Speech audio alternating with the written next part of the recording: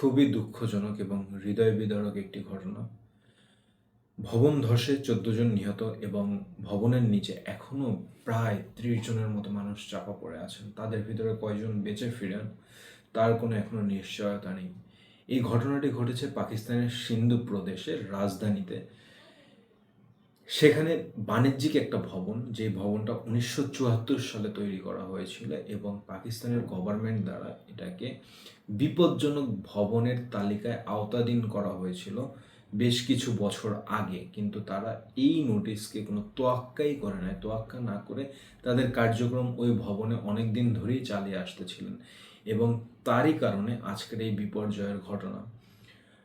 গতকাল সন্ধ্যায় এই ভবনের বিপর্যয় ঘটে এবং এখানে ৫ জন নারী এবং ৮ জন পুরুষ এবং ৭ বছর বয়সী একটি ছেলে শিশুর মরদেহ উদ্ধার করা হয় এবং আরও ৩০ জন যে আটকে আছেন তার ভিতরে অসংখ্য নারী আছে এবং কেউই মনে হয় না বেঁচে ফেরার সম্ভাবনা আছে। তারপরে যদি উপরওয়ালা বাঁচায়, মানে আল্লাহ যদি কাউকে বাঁচানোর চিন্তা করে, সে অবশ্যই বেঁচে ফিরবেন। আমরা সবাই দোয়া করি ৩০ জন আর ৩০ জনই যেন বেঁচে ফিরেন।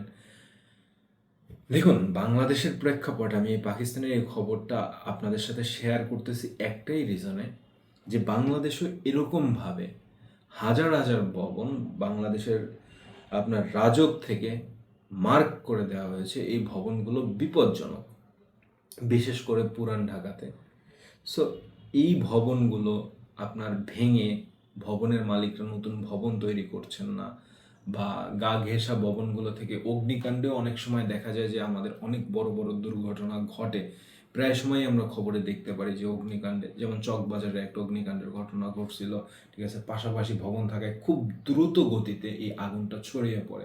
সো এইরকম বিপজ্জনক ভবনগুলো থাকার কারণে আপনার জীবন বা আমি যেতে পারি সেই জায়গায় কখনো ঘুরতে, বা আমার জীবন, সবার জীবনই বিপদাপন্ন হয়ে আছে, ঠিক আছে।